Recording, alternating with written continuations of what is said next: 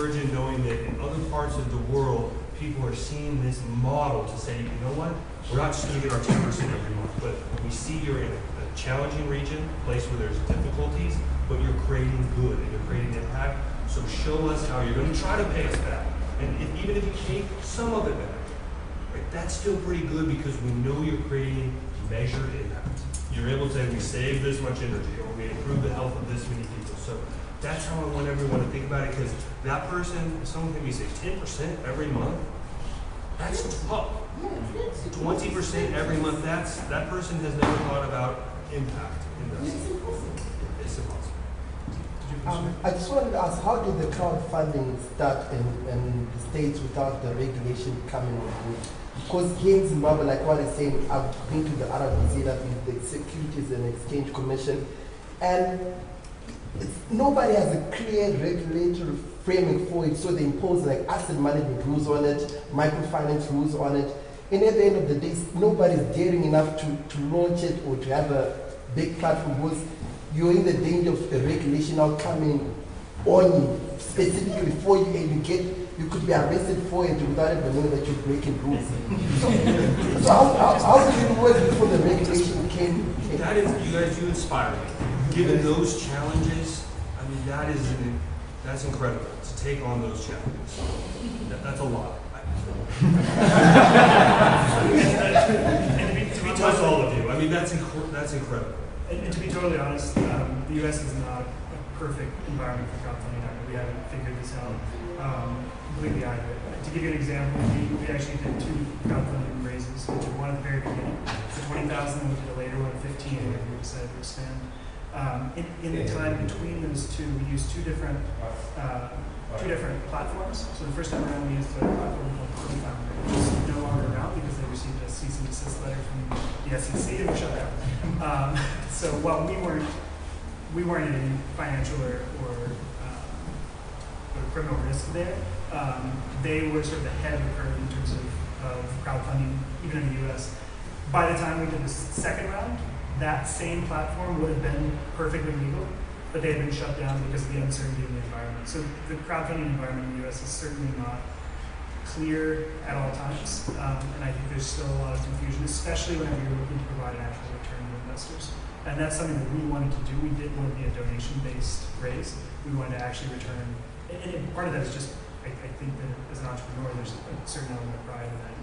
You don't want to be funded on the generosity and goodwill of others, but you want to create real value and return that to them. So we don't have it completely figured out either, but it sounds like there's specific challenges here. What about the person-to-person funding that seems to be doing this? Yes, they're great options like Prosper, Consumer Bank or something. So there's that launch to 3 years, at least for ventures like us, where you're looking for absolutely anything you can piece together, and it's that one. Would it be fair to say a typical raise here in Zim would be 500 to 1,500? A typical business here, is that like a seed investment? If you were starting a business to say, hey, we're looking to execute our business plan, does that sound about right? Or my challenge is you get 1,000. What are you going to sell, and who's going to buy it, and how are you going to get your money back?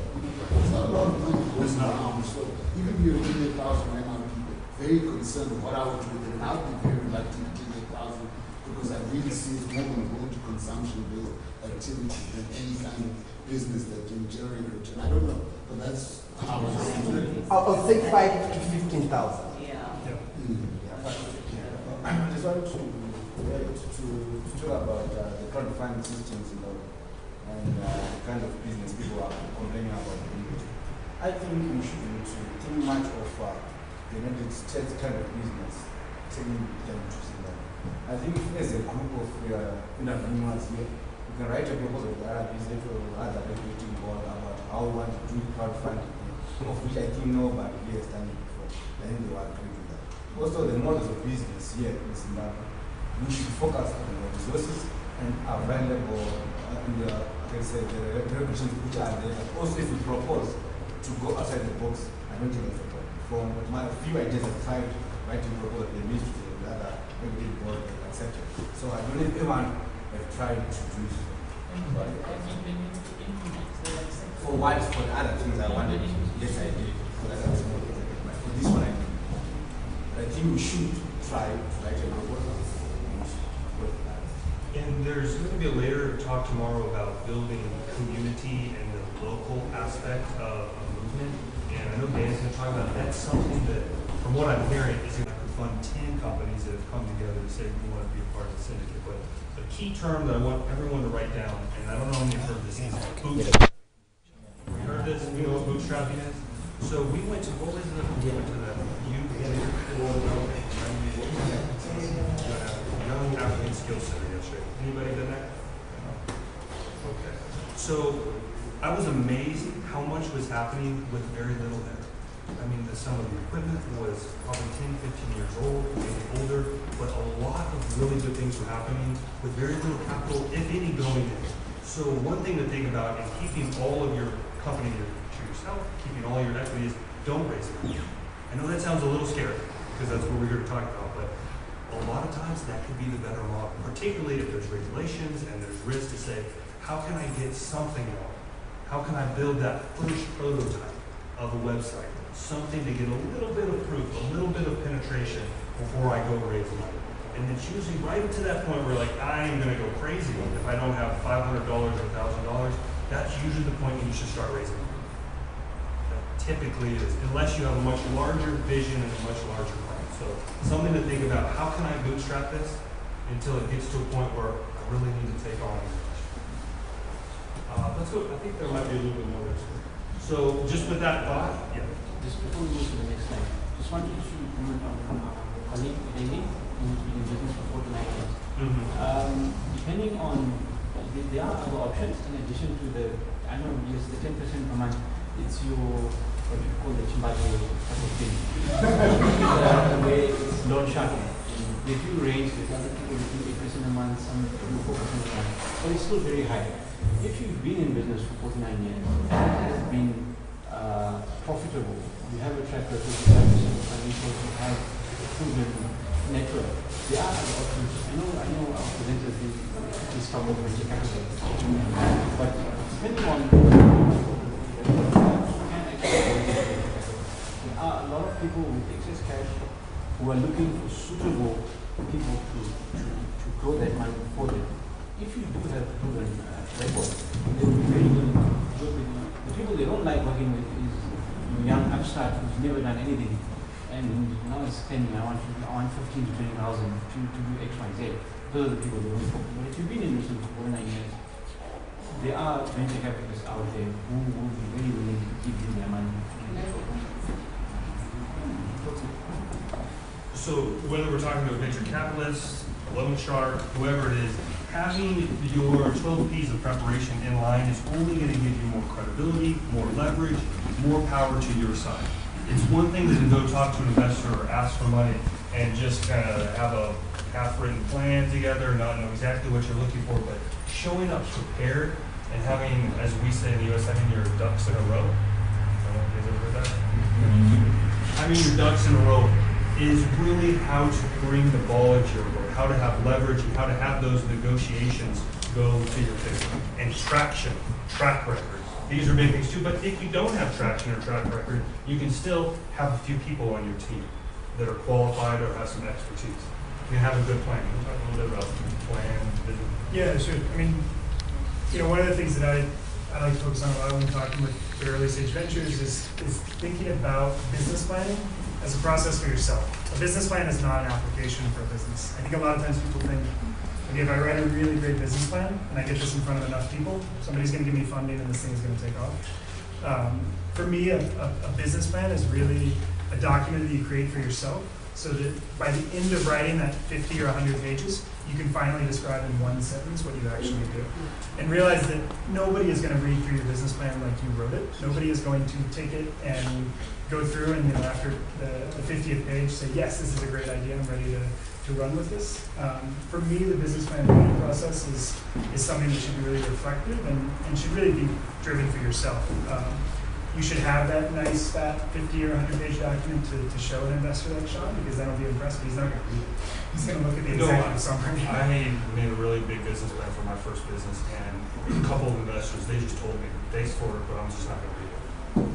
Wait, I put my heart into this. Come on, this is like 6 months of fine tuning, they just don't have time. They're like, well, tell me about it. Yeah. But showing that you've done that process and worked through the reflection. It helps. Yeah. I think it's high time we move away from the traditional business plans, which cares about the 150 page you're talking Yep. about. I think now you guys in the US, you are now using the Linux type model in the Canvas business model. Yep. I think that's why it's more to action oriented. Absolutely. So I think our people need that kind of training to do the Linux type model and the Canvas business model to move away from the traditional business because that one you start with it, you move into the action out. Exactly. Yep. And showing that like early traction, that early prototyping, that's going to be more important than a 20-page description of what you hope to do one day. That's definitely. Or if you're more of an impact company, or that's how you're branding yourself, or that's what you're doing, say, this is how many people we've helped, this is how many gallons of clean water we've created, this is how many solar panels we've purchased, right? That's going to go a lot further than I got it right. A couple others, pro forma, right? That's your financials. Do we have any resources here at the Incubator Accelerator around helping create pro formas? Great place for that is online. If you don't have access to someone who's great at pro formas or financials, a lot of information is online right now. How many Google? Some Google fans? I call Google tech support now. Whenever I right over there, I was doing like how to hook up Epson projector to Mac, and yeah. So prototype, right? Having something to show people that it's not just words on paper, but having an early prototype of a product, or even if it's an idea where you're providing a service, helps. It's very important. Having that actual product. Ooh, here's the key one, promotional strategy.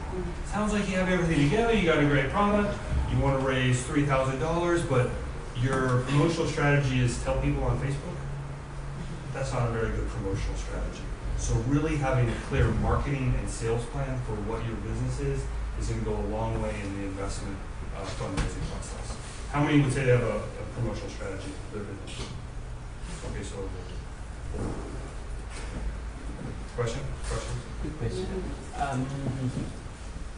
In my small stint in entrepreneurship, the number one expense, and usually I look at it a useless expense, is your advertising and print media, doing flyers and the like.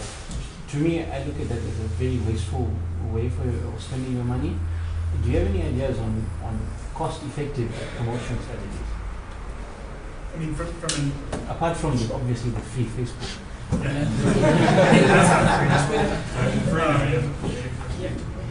I mean, one scene from the very beginning, we knew that was a sort of a luxury expense that we couldn't afford in the very beginning. So from the outset, it was sort of out of necessity. We had no advertising marketing budget.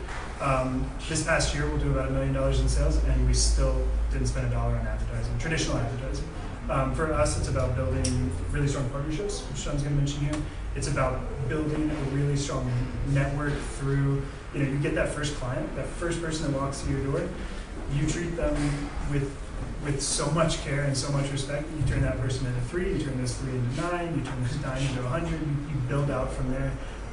So for us, advertising, like I said in the beginning, it was just something that we said, okay, one day we'll have an amazing advertising budget and then we'll really be rolling. And now 5 years in, we realized that for us, we can do a lot more without that traditional advertising marketing. So I think a lot of times people say, okay, I've got to do, print ads, I've got to do traditional advertising, I've got to do, much more capital intensive forms of getting your product out there. But again, depending on what it is that you do, I mean, the marketing and advertising approach is so venture dependent.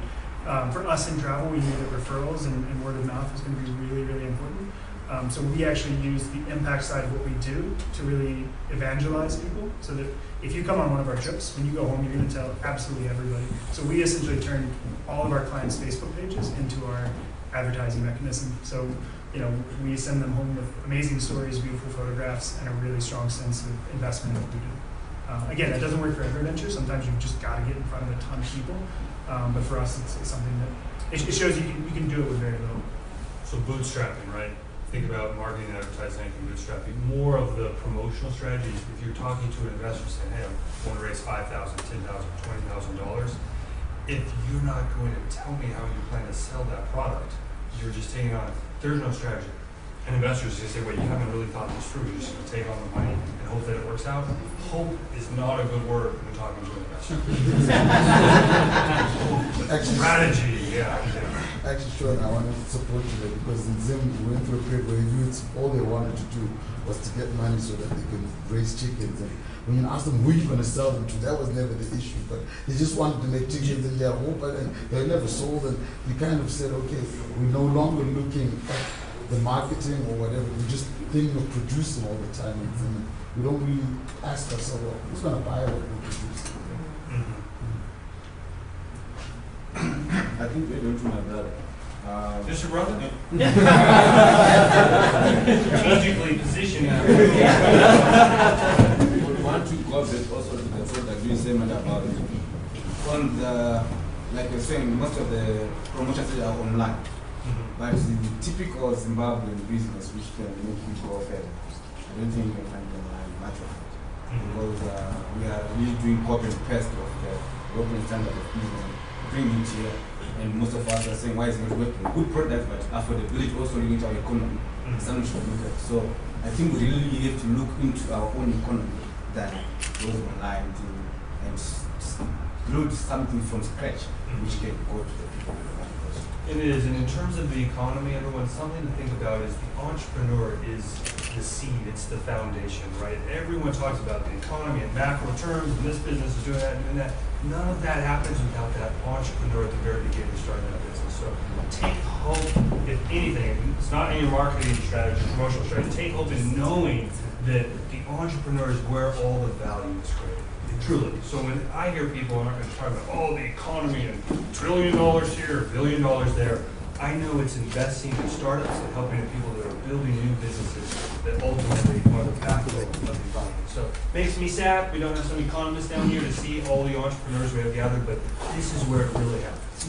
This is where business is starting. This is where you shift in the economy. And it starts small, it starts humble, but over 10, 15, 20 years, that's how it happens.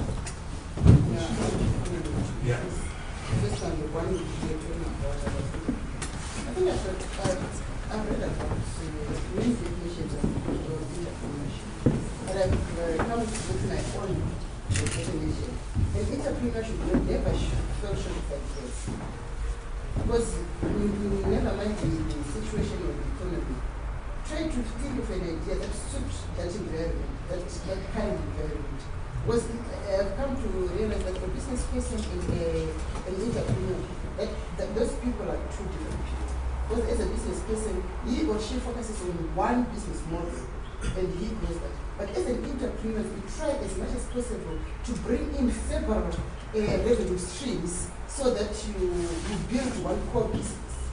And comment on what to say. And then on the promotional strategy, I think it all depends on the type of business. A promotional strategy that might work on me might not work on somebody's business, where there are two different entities there.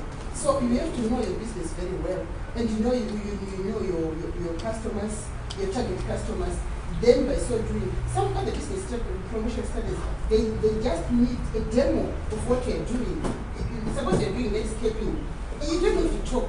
Just to do the demonstration, then people say, wow, who's doing this, can you have the number here? Already that's a marketing or promotional strategy. But some other kind of business cannot work on that because they are mostly their service. Sorry to interrupt you, but one thing we talk about is testing, right? Test something, if you get some positive returns, then scale up from there. But find something that works